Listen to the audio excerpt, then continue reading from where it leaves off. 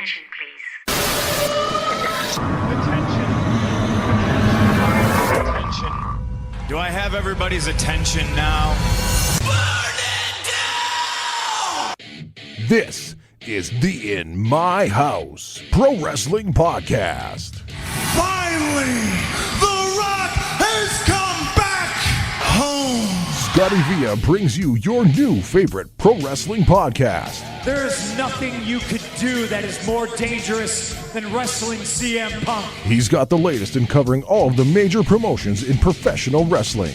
Austin 316 says I just whipped your ass. Breaking news and hot topics, he's covering everything from Monday night till Sunday night's main event. I'm the hottest thing in professional wrestling. I'm Dr.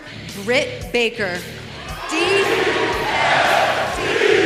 And we never forget to go old school. I was rowdy before rowdy was cool. From the golden era The irresistible force meeting the immovable object. to the attitude era. And if you're not done with that, then he's got 2 words for you. To the revolution. It's about the 14 years it took me to go from undesirable to un-goddamn deniable. And everything in between. This is your pro wrestling podcast.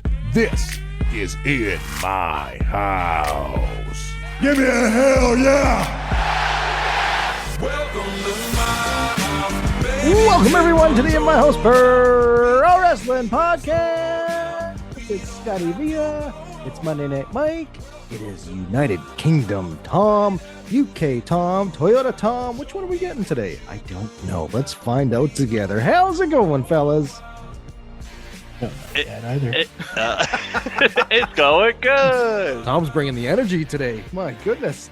Boys, Yeah, he's pumped. Boys, we've got a fun one today because we are reacting to what we saw over the weekend, which was the biggest party of the summer, SummerSlam. But before we get into SummerSlam, UK Tom would like to make an announcement. So this Friday, the podcast crew are heading up to Moose Jaw, Saskatchewan once again for Reaper Wrestling's next installment. The other two have been fantastic, so I'm looking forward to this one. We have at this show Ace Austin, Frankie Kazarian, Jesse Bieber, Danny Moe is making her Reaper debut. I'm looking forward to that. Tommy Billington is back facing Sydney Steele. That one's going to be good. My guy. We get Crazy Steve is going into the 5th dimension against the Ladies. So that'll be fun. Fucking fifth dimension. It's weed, guys. D'Angelo is back. We liked D'Angelo from the first show. Nice. D'Angelo is facing Michael Allen, Richard Clark, which will be very fun. Yeah. Also, Mo Jabari is defending the Chris Jericho Oceanic Cruise Championship. I think I got that right. Nailed it. It's an open challenge too, so that'll be fun. Ooh, But can we hop the barrier? Or? I don't think I could get over it anymore. I can. But in the interest of fun. Oh, I like fun. I love fun. This goes for anybody who is at the show, whether it is a fans, people who work for Reaper, referees, or even the wrestlers. If you want to get involved, you can. All right, what do we got here? Anybody that can come up to the In My House crew and show us that you follow us on 2 of the free following things: YouTube, Instagram, and Facebook. We're also available on Blue Sky. What the fuck is Blue Sky? If you follow us on Blue Sky, you are disqualified from this because I don't know what it is. Oh, okay. YouTube, Instagram, Facebook. You follow us on 2 of those, I will let you chop me the best you can. What? Like a Ric Flair chop? Woo! What are we doing here, guys? I follow all those things. You're on the pod. You can eat shit. There are 2 rules to this game, though.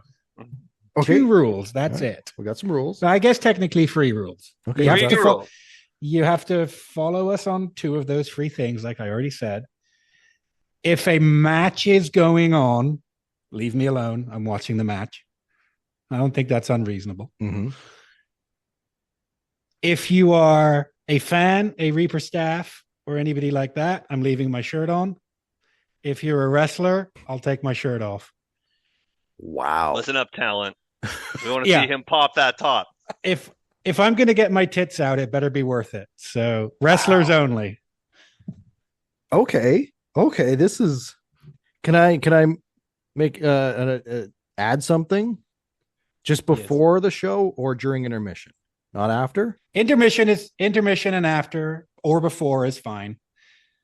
Or even in between matches. But if the ring announcer is in the ring and an entrance is underway, leave me alone for a little while. Just let me enjoy the match. Let's try to aim towards either before the show. We'll be there about 15, 20 minutes before the show starts at 7. And intermission, last time it was like 20 minutes or half an hour kind of thing. So there's plenty of time there too. So UK Tom laid it out. Follow us on either. You got to show us proof of 2 out of the 3 follows: YouTube, Instagram, Facebook. At In My House Pod, you'll find us there for everything. Show us that. If you're a non-wrestler, top stays on. If you're a pro wrestler and you follow us, Tom's popping the top. You can chop him. Yeah. I'll caveat that actually. If you're a wrestler and you don't follow us, but you retweet the video, okay, we'll allow that. Wow.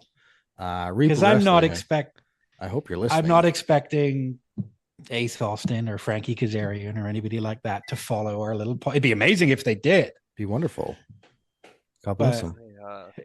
Hey, and Reaper staff, who I know some of you listen to us. Okay. And I know we've made fun of most of you. This is your chance. This is your chance for revenge. And I'll do it again. This is the chopping is exclusive to Tom. Exclusive to Tom. I don't want to be catching strays. So I did float the idea of Mike getting kicked in the balls at the next Reaper show, and that didn't seem to go down very well. Wild. It's like, I'll get chopped, but Mike get his testicles punished. Yeah, you're getting dick kicked. Sorry, pal. God damn. All right, so Tom has laid out the challenge, the In My House Pod chopping challenge, whatever we want to call it, I guess. Shows you follow us on 2 of the 3 social media sites that we've mentioned, and you can chop UK Tom in the chest. Don't do the throat. And we can hope that his chest will look like Chris Jericho's or Kofi Kingston. So really put it into it. If you chop me in the throat, I get to chop you back. I think that's fair. Yeah, if you chop him in the throat, fucking look out. Yeah. if you're missing and you hit him in the throat, help you. Let's be honest here. If you can't hit me in the chest, it's not a small area. If you can't hit me, you probably shouldn't drive home from this show. Wow. Yeah, there we go. Get your eyes tested, guys. There we go. All right. Well, wow, this show took quite the turn right off the bat. Wow. All right, cool. Reaper Wrestling this Friday. Hot start. Yeah. Get those follows going. I follow the numbers pretty closely, so we'll be seeing if we got some numbers going up here. The things I'll do for this podcast. Hey, God bless you. God bless you. I mean, takes a chop, but doesn't go into the fucking ring for the training camp. You know, this fucking team, man. Yeah, I pick my battles. Clearly. Yeah, I do too. I'm not doing any of that stuff. If you want to see what it would look like if I tried to get in the ring and take a bump, do you remember what Jelly Roll looked like when he was getting dragged out of the ring? It's pretty much that. It's the grossest thing on the planet. Speaking of belly roll, let's talk SummerSlam, fellas. SummerSlam, 2 nights, the biggest party of the summer.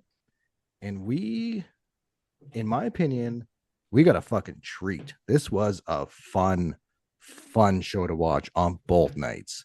Really enjoyed it. Overall, both nights, happy with the guys?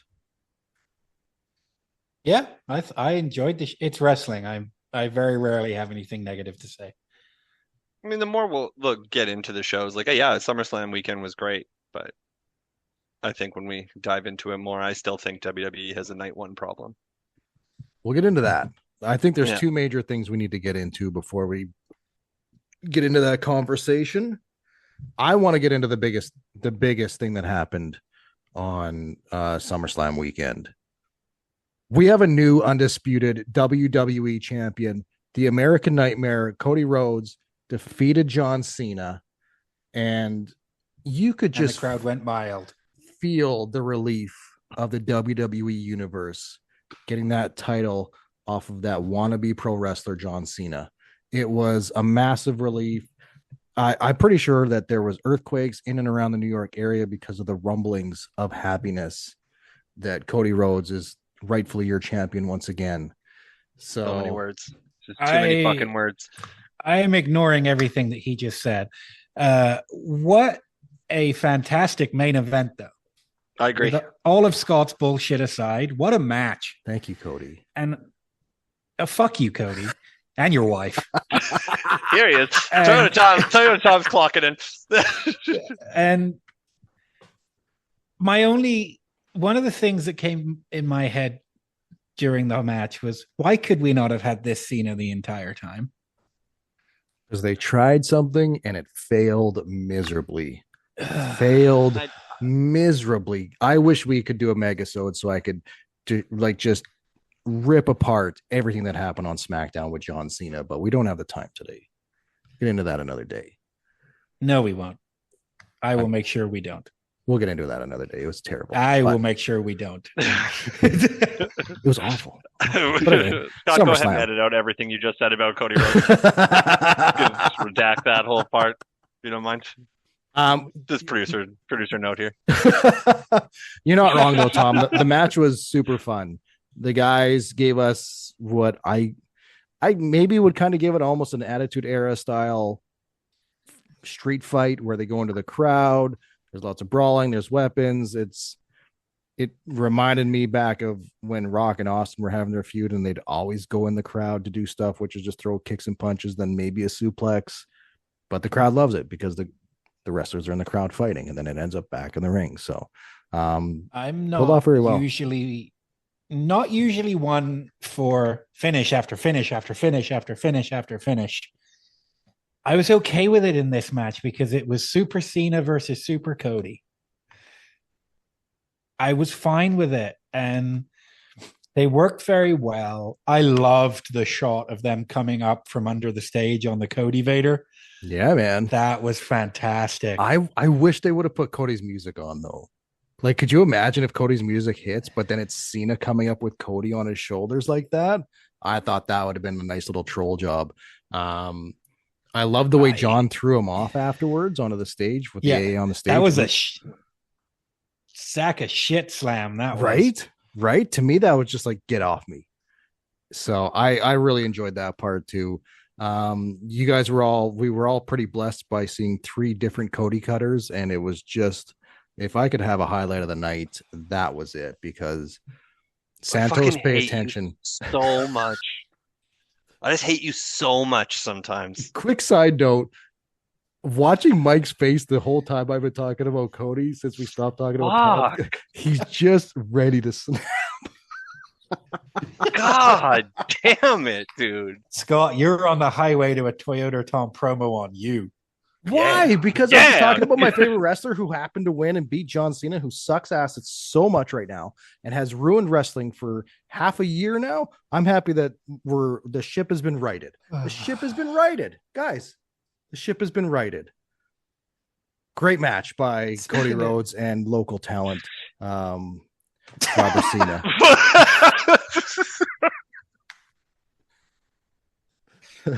I hate you so much. Mike, the hate in my heart. Mike, what do you got? This is the most WWE main event I've seen in a very long time. Which is it is very good. Okay. I think like it's nice to go back to when I was really getting back into wrestling at like WrestleMania 30. it felt like that when the Fed uniquely had a style that they worked, and it really did work here. And you're right. It was Super Cody versus Super Cena. And in those ending segments, I really did bite on false finishes, which is nice in today's day and age, right? Like, we're pretty good now at being like, nah, that's not it. That's not it. Yeah. I enjoyed being very surprised that this match went 37 minutes. Who the hell thought Cena was going to go 37 minutes at all on this run? I think you save it for certain shows, right? Like, obviously prioritizing this new, I mean, Scotty and I talked about it that night, because obviously we'll get to what happened after the match here. But doing what they did on SmackDown with his promo to be like, oh, you're just a fucking babyface now. Like, oh, okay. Like that's how we're doing that. But when his music hit in MetLife and the Fruity Pebbles was back, that crowd lost their fucking shit. Rightfully like, so, too, right? Like, it lost it. And even me, I'm like, okay, like he's gonna come and deliver now. Like, if you're gonna step into that role, you're gonna deliver, and he really did. Like, it was the best John Cena match since he's been back. do you think that there was a hint of we need to make up for an awful WrestleMania main event? Oh, fuck yeah. Sure. I think so. I think with what happened on SmackDown with John saying, well, I tried to do shocking TV and the guys that I was doing it with haven't been here ever since, and they've left me, and it was a mistake and I shouldn't have done it. Fuck it. Now I'm going to give you the John Cena that you want. I'm not saying the execution of that promo was bad at all. It wasn't. It was just out of nowhere, and I just didn't like that. But you get that, and then people are like, is this a swerve going into SummerSlam? Like, are we going to see The Rock come back and Cena still being a heel? What were we doing? So I didn't mind that at all. We got the best John Cena I think we've seen since his feud with Punk back in, what was that, 2011, 2013, somewhere around there. And I'm glad they went that long. They needed to do everything that they could up until what we saw after the match. Do everything that we could to completely forget about this failed heel run. This is a failed heel run. And I'm glad that they went out and did that, because outside of me just bringing it up now, no one's talking about like, well, he was a bad guy. Now he's a good guy. Now people are just going, fuck yeah. Now I get the John Cena that I wanted the whole time, really. So for his fans, you're doing it right. Let's talk about after the match. Yeah. About a beast. Let's talk about curtains at SummerSlam 2025. Match is over. John Cena standing in the ring. It's farewell tour, John Cena, right? A loser, by the way, because he lost. But anyway, go on. Fuck you. And then Brock Lesnar's music hits. And boy, was I out of my seat very fast. So was I. I legitimately hurt myself leaping out of my chair. But yeah, please chop him this Friday at Reaper Wrestling. Anyway. I'm not that broken down. I can still take a chop. The more that reaction to end the show, great. Boy, this is not being received well at all. I think a couple things that people put together, which is fair, that's what you're going to do, aren't helping the situation. They announced on night one that they're not doing press conferences anymore. And then it just happens to be on the show that Brock Lesnar returns, where there's probably a lot of questions from wrestling media and journalists. Allegedly, according to Meltzer, allegedly 4 weeks ago when they reached out, WWE Legal has cleared Brock of any legalities at the moment to allow him to come back. So my guess is that the WWE is doing the innocent until proven guilty thing. Until then, he's allowed to work with us, and that's what we're going to do. We all know what happened. We all know why that Brock hasn't been on TV since 2013. He's named in the Vince McMahon lawsuit with Janelle Grant, the paralegal. And I'm back this week, by the way. Yeah, that's right. Fuck, I should have brought back paralegal Mike, but he's named in that lawsuit. And WWE stayed clear of him. They put him on the do not touch list or whatever you want to call it. But Brock is back. Triple H said after the show, oh man, basically saying John handpicked his opponents for this last year. And Brock was on the list. What John wants, John gets for this retirement tour. Some people are saying, "Oh, well, now Hunter's throwing John under the bus." I don't think it's that way. I think he's just answering the question. That's exactly how it fucking looked. But if legal doesn't, that's how it looked. That's 100% how it looks. I just think he answered the question. At that point, you should just say anything's possible in WWE instead of like John Cena once alleged. Predator Brock Lesnar back in the WWE. Sure, I guess. It's much like everybody talking about this. It's a hard subject to talk about because we just don't know. There's no right answer other than how does it play out in courts? What values does your company have when it comes to people that are named in lawsuits like this and allegations like this? The WWE's made their choice. Yeah, we're not going to dive into like a full legality kind of thing. We're not fucking lawyers. Me myself, I'm just a mere paralegal. So I can't even speak to everything. It's true, but it is a one and done. I'm fully confident that he is just here to wrestle John Cena, and he is going to be gone. I think. Oh no, he is rest. No. Is he back for a year and retires at SummerSlam in Minneapolis next year? No, he is wrestling John Cena, and they are getting him the fuck out of there. I'm kind of with Tom, not necessarily because it's in Minnesota next year. You heard that reaction, and t-shirts were on sale that night on Sunday night. As they're gonna be, but then you have the fallout. They don't care. I think more than ever in this climate, you care. If sponsors start pulling, yes, absolutely. But until a big sponsor starts to pull their advertisement, I don't think Brock's going anywhere unless he wants to. Like I think when you have your female audience being as vocal as they are, 40% according to WWE Unreal. It's a bad fucking look. It's a bad look. And it just saying solely in climate, right? Like it's different world now. So like people just don't forget, and it was very vocal on the even internet. On that night. Yeah. I mean, that's where you're gauging your response, right? But you can also gauge the response of the audience when his music hit, though, and it was cool. You're gonna go off 53,000 over the millions on social media. Sorry, I've seen both. You know what? Vince's music could have hit and people would have popped. It doesn't make it right. True. It's just a surprise that gets you. Yeah. But I do firmly believe they're going to let this match happen. Obviously, you can't stop it now. You don't bring out Brock Lesnar and be like, just kidding. Yeah.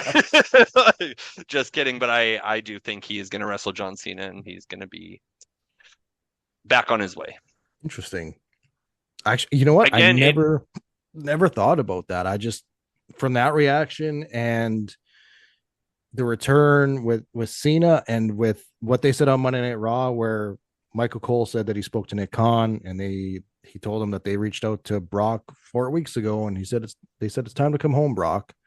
To me, that's them doubling down of Brock's not going anywhere. Like, he'll be here for this Cena thing, and then my guess, just as a fan, is he's back for Mania season. Yeah. As of now, I'm sticking to my guns. He's going to be here for that Cena match, and he's going to get to go away. Which is fine for him, because I'm sure he loves the idea of going to work once and getting that payday. Absolutely. Brock Lesnar is back in WWE, seemingly to fight John Cena. We've got Clash in Paris coming up at the end of the month. Cena's advertised for SmackDown this week, along with Cody. So hopefully maybe we'll get some more answers what Brock's plan is this weekend. We had another shocking moment, this one to end night one. We saw Gunther and CM Punk. Dudes, that match, like Mike said earlier, a great WWE main event. Mm-hmm. We were all very, very invested in this match and loved the way it played out. I am excited for this story. Like, I'm excited with what happened, obviously, after, and clearly we're not going to dance around it. We all know Seth Rollins cashed in now. By the way, Scott, if you could just edit in me saying that Seth was going to cash in just right here, that'd be great. Just right here. I'm picking Punk because I still think Seth is going to show up and cash in. To lean into, I'll never let you be a world champion. So you're I think it's so obvious. You're going Seth's not hurt? I do. Yeah, I don't think Seth's hurt. And now that we're back and I'm the smartest man in the room, I think they did a really good job of working that injury, and now they can't use that move for a long, long time. I hope they don't. And yeah, you're right. They can't use this for, I don't want to see it for the next minimum 10 years. I'm with you. Like that may be even too soon to work that kind of injury angle. I agree. I think it's good because I think the most heat in a story is Seth and Punk. Yeah, clearly pure hatred. And I mean, and Heyman's going to tie into this too. Obviously, Roman, I believe he was on Raw, wasn't he? Showed up at the end of the main event. Yep. So be interesting with what they're going to do there. Let's not rush it. Just take your time with that. I think this is a good story that can carry you for a good few months. But no, I was really happy with the match itself too. That crowd was real hot for Punk. Yeah. Got that win. It was a great moment. But when Seth's music hit, I was just like, sweet. And just throwing the crutches. I was just like, beautiful. Beautiful. Executed perfectly to the point where, because he kept this so close, my understanding is they didn't rehearse that on the stage before the show started. That was just talked about and Seth, you got to go out there and nail it. Maybe he practiced it in a dressing room or at home by himself with the turn, because as soon as the music said burn it down, that's when he dropped those crutches again. So it was extremely well done. The match, it wasn't what I expected for the match, but it was still awesome. Like it was just a different match than I thought it would play on my head. I was telling the guys in the group chat the other day, I wasn't a fan of the way Gunther got busted open, but watching that back, I can stand with you, but also like at that point, like maybe he didn't need color at all. Like I don't think he needed color at all. I think just the way Gunther reacted with the color is what they were looking for, which I loved. He panicked. I just felt like it was good. It would have been more impactful if Punk had fired off a round in desperation and busted open Gunther, and then Gunther saw the blood and panicked, compared to him just being tripped on the table and like the edge of the monitor busting him open. I don't know what kind of movement, but that's my only nitpick of that match. The blade underneath the table after hitting nothing. Yeah. The match was fun. It was hard hitting. I don't know, Tom, to me, it was just a very old school classic beatdown. I'm going to cut you off. I think I said to you in the group chat, it reminded me of a Ricky Steamboat match. The babyface just getting cut off at every point because the big bad heel knows how to beat this guy down, and then he slipped on a banana peel basically. It's a very good old school championship match, which we need more of these days. Mm-hmm. I enjoyed the cash in, but one thing that's fucking annoyed me ever since is these little whiny wet wipe bitches on the internet. Oh, they lied. Oh, yeah. Fuck you. It's wrestling. It's called a storyline. How many fucking injury angles did they run in every fucking era apart from this one? Because the stupid fucking colossal thunder twats on the internet can't fucking deal with it. If you can't deal with a storyline, don't watch the fucking show. I mean, the guy's a fucking heel. Oh no, the bad guy lied to me. Yep. Also, it's not like you had to drive him to the hospital. He didn't lie to you. He did his job. He progressed the storyline how it was laid out, and how they planned on it, and that was it. Anybody getting personally offended by it, go read a fucking book. I don't know what to tell you. Fuck off. Everyone always fucking bitch it. There's no stories anymore. There's no angles anymore. This is fucking why. Because they run a real simple wrestling 101 angle, and you're all fucking bitching about it. And yet the ones who get it are the ones who react accordingly. I Like, thought there's a it was level of great. like I loved it. Loved it. Those They got crutches me. went flying, and I was just like, well, it didn't get me. Scott, if you could just go ahead and edit in last week's where I said that's going to happen. I'm picking Punk because I still think Seth is going to show up and cash in to lean into. I'll never let you be a world champion. So you're I think it's so obvious. You're going Seth's not I hurt? do. Yeah, I don't think Seth's hurt. And we're back. When he came out on the stage and then slowly turned around and just looked like he was going to walk away, I was like, well, that was fucking stupid. What a waste of time that was. And then he dropped the crutches and I popped, which I know was the point. I know that was the point, but I was legitimately annoyed. Man, that's all they were going to do. And then, okay, no, we're not. I love nothing more that Seth now has number 1 and number 2 best cash-ins of all time.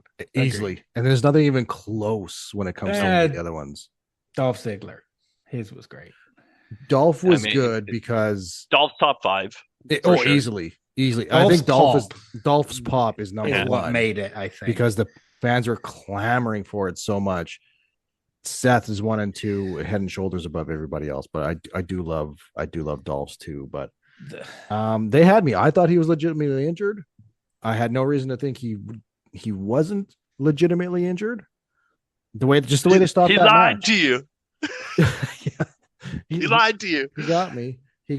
And I loved every second of it. I think we got to talk TLC on night 2. Mm-hmm. What a fucking match that was. And my MVP of that match was Tommaso Ciampa. That spot where he hung upside down, never seen that before. That was awesome. And then for it to be him and Gargano that did the 4 table bump to the floor, I was impressed knowing Ciampa's injuries and everything that he's done. The fact that he took that bump.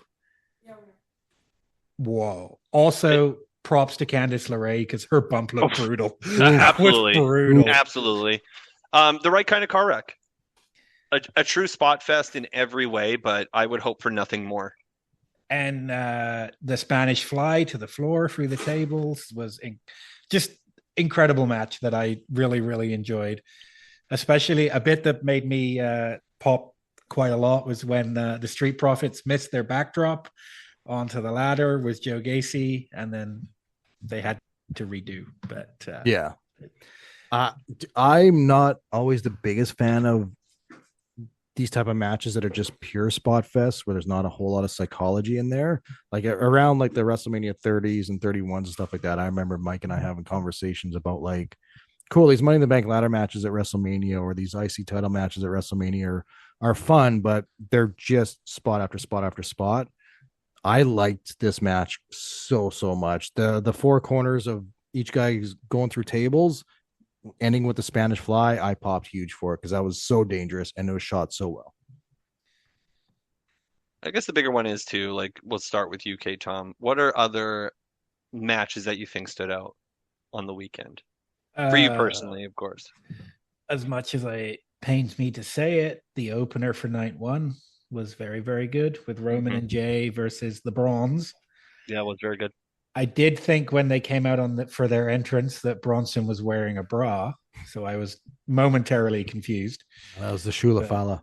The Shula Fala, which the Tribal Thief as a nickname is really popping me as well. I really enjoyed this match and everything from Bronson Reed's crazy dive, Roman Reigns' crazy dive, where he nearly landed on his fucking head. Just a very good match. To me, I wasn't sure where this would end up on the card. And once I saw it and it was done, I'm like, perfect opener. awesome opener. You get the big entrance with Jay, you get the big entrance with Roman to kick off a show, which Roman never kicks off shows, and you set the table for how the rest of the weekend was going to go. Scotty, what do you think? What's on the match that? Man, I really liked AJ and Dom. AJ and Dom. I had a fun time watching AJ and Dom. So much fun. AJ's gear. AJ's gear was awesome. It was a throwback to Eddie versus Ray 20 years ago, and him coming out in the lowrider. And we usually Did they say that was AJ's son in the lowrider with him with the blonde hair? Yeah, I just missed it then. Okay. Yeah, you're too busy popping for the gear. The car. That too. And the gear. I loved it because we always see AJ basically in the same style of tights and just a different color logo. Maybe a variation every couple of years, but seeing AJ in completely different gear, I love good wrestling gear. I marked out pretty hard for it. And my goodness, if you haven't figured out that WWE's cashing in all their chips on Dirty Dom, you need to start paying attention because they are making him a superstar. Big time star. I think that was Dominic's best singles match.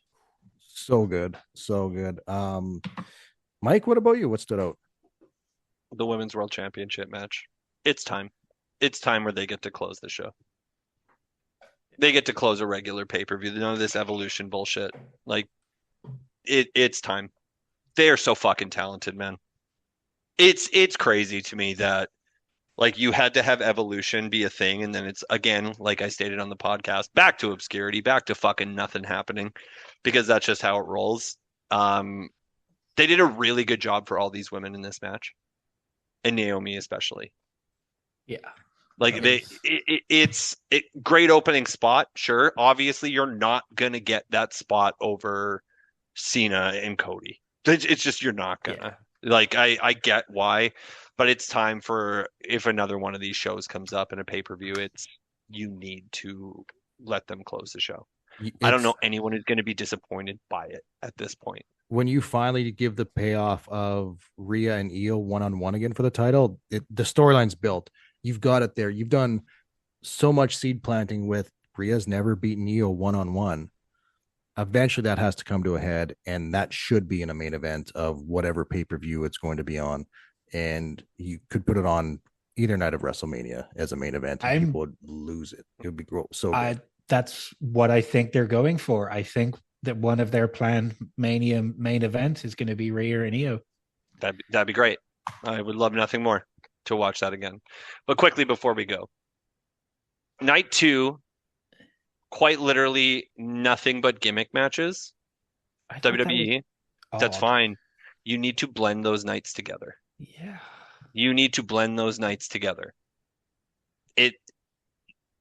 You made it so it is as always, Sunday is the most important. And Scotty and I talked about in the early days of WrestleMania, it was night 1 was the better of the nights. We got to find a balance here, because this had every gimmick going for it. And I mean, your gimmick when you're just like, well, Jelly Roll wrestled. Yeah, you can. TLC, I think, should have went on night 1. Yeah, I could have swapped to like TLC night 1. Sammy and Karrion could have been on night 2. Sammy and Karrion could have been in a fucking dumpster for all I give a fuck. Well, see you, Karrion Kross. Yeah, nice bye. Bye. Was it? No, you're right. It wasn't. It was a horrible waste. It was very odd to me to have 4 gimmicks in a row on a pay-per-view. I mean, I'm not complaining because gimmick matches are my favorite, but it was odd. Fuck Sami Zayn. Fuck Sami Zayn. Sami Zayn, we love you, and congratulations on your huge victory. Don't say we. 2025. Who the fuck are you talking to? We love you. We support you. We fucking do not. Can't wait to see you in Canada this next run here for Raw. We're not going to see shit. They're fucking miles. This is the In My House Pro Wrestling Podcast. Fuck you, Scott. Welcome to my house. Play that music too loud.